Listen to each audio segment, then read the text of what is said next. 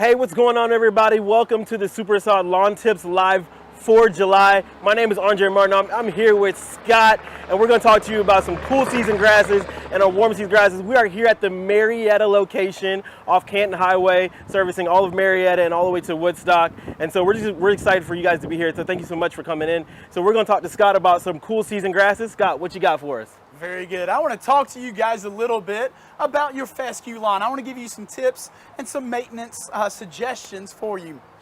No doubt, like Andre said, fescue is a cool season grass, which means right now in these hot summer months, I think the temperature has been in the mid-90s lately. Sometimes it can struggle a little bit, but we live in the Atlanta metro area, and there's business parks and there's banks that have a gorgeous fescue lawn. So it is possible to have a nice lawn even right now in these hot summer months. And I want to give you a few tips on how to accomplish that.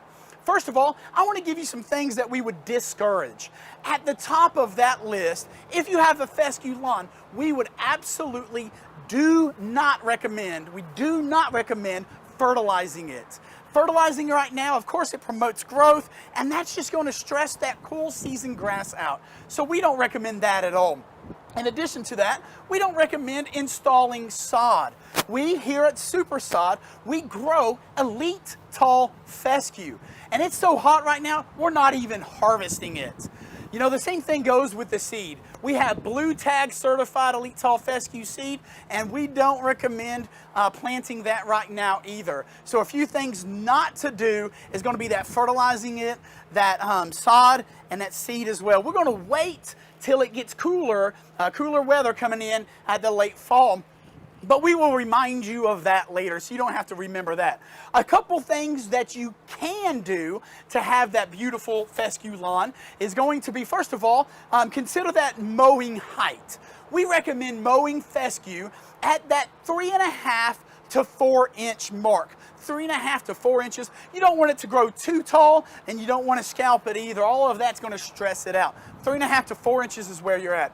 We'd also recommend watering it a couple times each week. Of course, a deep watering, if you will. We'll do that a couple times each week. You don't want to drown it. You don't want to starve it of water either.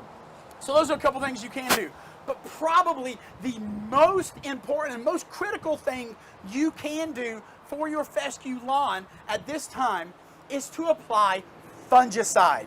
Now, not all fungicides are created equal. We here at Super-Sod would recommend Headway G. This Headway G product is a fabulous and a fantastic fungicide. And to be honest, it's a little bit more expensive than what you can find at the big box stores. But like the old adage says, you get what you pay for, and that's certainly the case with this product, Headway G, the fungicide.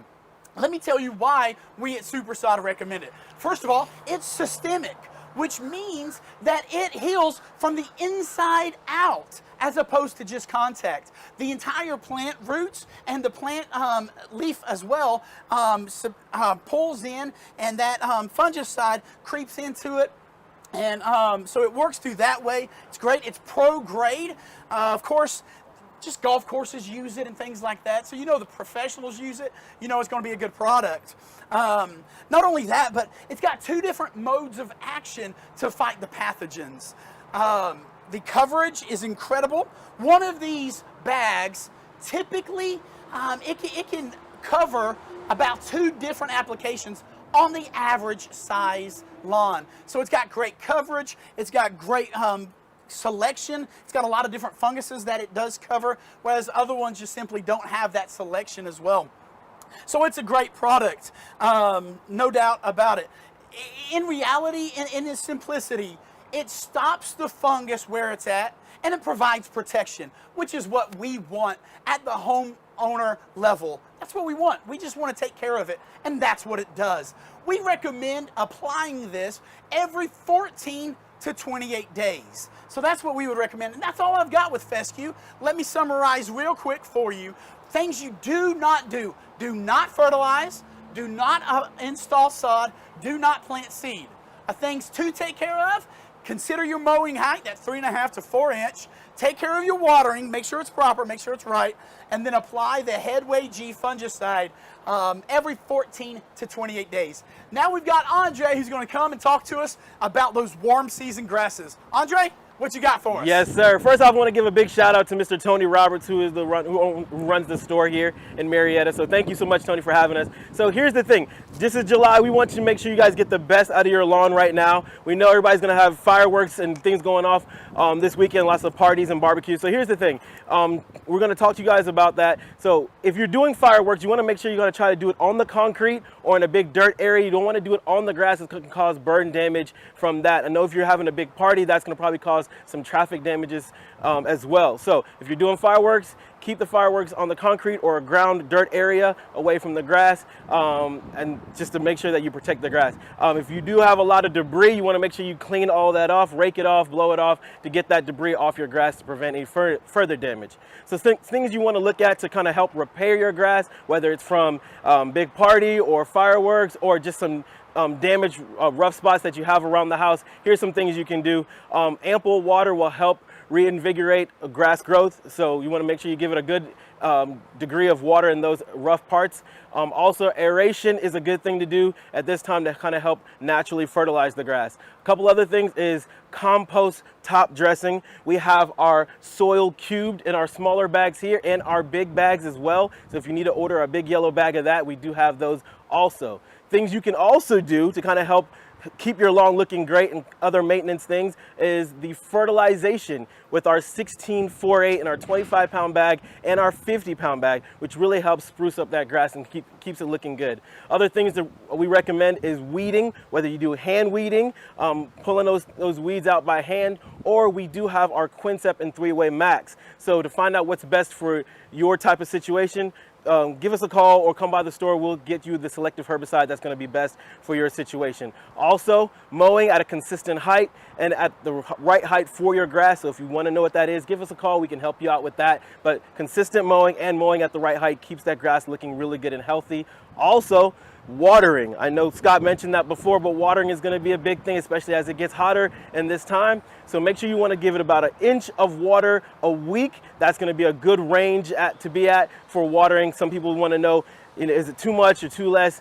But 1 inch a week is going to be a great area to be in for watering your grass. Also, if you find that your grass has some uneven spots, some depressions, things like that, we have Level Mix, which is our sand soil mix. We have it in our buckets here, our green buckets, which you can order online or come pick up at the store. And then we also have this in big yellow bags as well. So if you have a large area that you need to kind of help fill in, you can put it down on your grass, spread it out, get the foliage up above that sand, and make sure you water it in real good, and that will become the new base and kind of level out your grass. So it's going to look real good. So to kind of recap that, make sure you're cutting the grass. Make sure you keep those fireworks off it, clean off that debris. You can fertilize it. And one more thing, we get this question a lot at our stores. It is still a good time to install sod, whether it's by the roll or by the pallet. You can still do it. It's still a great time for that. So come on by, let us get you an estimate on that, what you need. So I have Miss Hillary here with us. She's gonna be talking about the weed of the month. Thank you so much, Hillary. Thanks, Andre. I'm here to talk about July's weed of the month, which is crabgrass. Everybody's heard of crabgrass, yet everybody doesn't know what it is or what to do about it. So we're going to cover that today.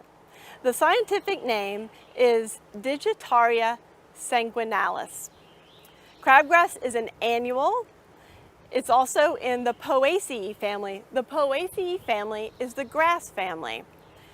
And with all the weeds we've been covering this year in this series, the clue to identification characteristics are in the name. So let's start with the habit of this plant. It's called crabgrass for a reason.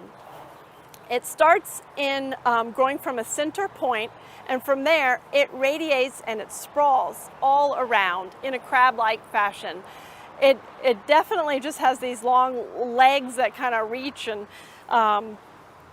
that's a really good ID feature, but there are some other ones that will help differentiate it from some of the lookalikes that we'll cover briefly as well.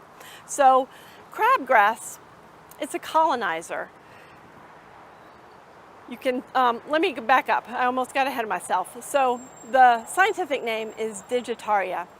And the clue to that is in the name digit. Think of the digits of your hand, your fingers. So it starts from a palmate center, like the palm, and then it radiates like fingers, like digits all around. And so how it radiates is through its stems. And it has two different types of stems. The first that come up in the spring and then remain the rest of the year are green colored stems with hairs up and down it. The second type of stem is what really radiates and gets it spreading, and it forms roots at the nodes. I'm trying to show with my index finger here some roots. There you can see them. These long stems reach out. I was reading that they're 12-inch plants, but in my garden, I get 2 to 3 feet large crabgrass plants. It gets that big because of this colonizing nature, rooting at the leaf nodes. And so this stem is how it gets its other part of its scientific name, the sanguinalis part. Sanguinalis is from the, well, it's the word, you might have heard the word sanguine. It has two definitions. One is optimistic, which is not how I feel when I see a bunch of crabgrass growing in my garden. The second part is sanguine means blood, blood colored. These stems are, they call them blood colored. I have seen them brighter before, but the one I have here is showing more of a reddish brown. So Digitaria sanguinalis, palm-shaped growth with blood-colored stems. Remember again, they're more of a reddish brown. These stems root at the nodes, and then from these side stems, both on the hairy stems, that is, the flowers form. And I have example of one of these side stems that was especially vigorous and put down a lot of roots. So you can see how it forms a great big colony. The flowers, they're on these heads, and each one of these is called a raceme. It's a greenish colored flower, and the seeds are produced from the flower. I've read that one single crabgrass plant can produce 150,000 seeds. That is an alarming amount of seeds, and that makes some of the preventive recommendations we're going to cover next all the more important, because it is hard for one human to outcompete 150,000 seeds. So we've covered the main identification characteristics. So where are you going to find this plant? Because of all these seeds, they go everywhere. They are everywhere. And then the plant likes growing everywhere. It loves full sun. It grows great in partial shade. It loves it hot. It loves it dry. It tolerates moist soils, not standing water, but soils that are temporarily moist or just like perfectly moist. It loves lean soils without nutrition. It loves soils with nutrition. So it's ubiquitous. It's everywhere. It's practically built to spread because of those seeds and because of its adaptability. Another way it's adaptable is it loves low pH soil, which we have throughout the southeast. It also likes neutral soil, so that's one more adaptability. So people get confused though, even though there are some very strong ID characteristics, and I've heard it said it looks kind of like fescue, like tall fescue. Well, it does. It has a broad leaf blade that kind of resembles it in texture. However, it's not going to look anything like your zoysia, your Bermuda, or your centipede. It's a lot coarser texture and larger leaves than those grasses. But if it's in your tall fescue and you're trying to identify it, one thing to look for is that those stems that root at the nodes, because tall fescue does not do that. Tall fescue grows from clumps. So if you see this, the roots at the nodes, then you'll know for sure. And this has been out of water for hours, and it is just starting to wilt. It's a very tough plant. Some of the other plants I brought in were wilting much more than this. Some of the other lookalikes are called Dallas grass, or goosegrass. I intend to cover some of those in consecutive series, so I'll talk more about them and how to identify them later. And the final part is the eat it or treat it part. If you can't eat it, you want to treat it. So this is another edible, believe it or not. It is grown for a forage crop for livestock. I have seen seeds for sale. It's also, the seeds are edible. Many plants in the Poaceae family are edible to humans, and like wheat, grains, corn, these seeds are actually edible. But they are a lot of work to collect them, from what I hear. I've never done this myself. So how to eradicate this from your lawn? As always, the preventative measure is the one we recommend the most. That's spreading pre-emergent on your lawn. You spread it in September for winter weeds. You spread it in February for summer weeds. Now, crabgrass is one of the earliest to germinate. While this plant likes it hot, it germinates when it's freezing out. And that's in early February. That's why we really push in our lawn tips emails to get that pre-emergent out as early as possible in early February to prevent crabgrass from germinating. Now, there are plenty of other plants that germinate later, but if you have a crabgrass problem, you've got to get your pre-emergent out in early February. I can't emphasize that enough. Other way to handle it too is mowing it. Mow it before it comes to seed. It's been, like we talked about, growing since early February. It's just now going to flower. That means it's right on time to start mowing it down, never ever letting it go to seed. Hopefully this has not taken purchase in your lawn. It loves those bare spots, and that's where it's going to grow. If you keep it mowed, it's not going to go to seed, and that will help suppress it for next year. Some of those other marginal areas, you might want to get out your weed whacker to handle it and just whack it back so it doesn't go to seed. Also, we recommend mulching your flower beds so that the seeds, when they fall, they never hit the ground and they don't have a place to germinate. And the second way to eradicate is the manual method. A lot of hand weeding is recommended by Super-Sod, but we also, we like to use our tools as well. This is a weeder that's really great in the earlier months when the seedlings are small. You kind of just scoop it and scrape it with it at a kind of a side angle. And when they're this big though, you can take the tool from a different angle and you can hook it right in the middle. You can give it a big yank and it comes up. You might have to use it that way to yank up the little side runners as well.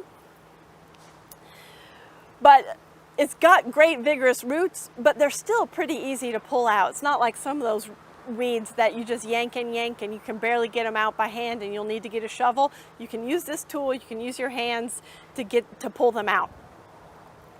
We talked about mowing. I forgot to mention that one of the best preventative ways is simply growing a great lawn. If you have a lawn that's growing in dents, there's not going to be bare dirt. We talked about this as being an annual, but it is mistaken for a perennial because it grows, it goes to seed, and then the seeds fall right in that same bare spot and they germinate all over again. So you see crabgrass in the same exact spot as last year. It is not a perennial, it's an annual. Weed it up by hand right now and then encourage your grass to grow. Andre talked about spreading soil cube for some natural way to encourage growth. Water it extra to get those bare spots to fill in. Or if you have a larger spot, dig up your weeds and just come by for a couple rolls of sod. We sell individual rolls of sod as well, and that can really take care of your bare spot. The third way is the chemical method. We sell a product called Quincept. To control crabgrass, you must have the active ingredient called quinclorac. I wanted to make sure I pronounced that correctly. So we sell this bottle. It's a concentrate, and you can get a sprayer and spray it rather. With Quincept, We recommend you do not use it in centipede grass. Centipede is very sensitive to chemicals.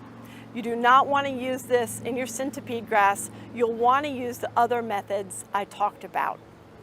One final recommendation for crabgrass is patience. Now, we don't have a lot of patience, but with many things horticulturalists, you need some. Might take several years to eradicate the problem and really get a hold on it, but stay on top of your pre-emergence, stay on top of your mowing, stay on top of your hand weeding, and spread the chemical if you need to. And you'll, in a couple years, probably have this under control at least. Thank you for joining us for the July Weed of the Month. Come back next month for the August lawn tips and the August Weed of the Month. Thank you. Bye. Bye.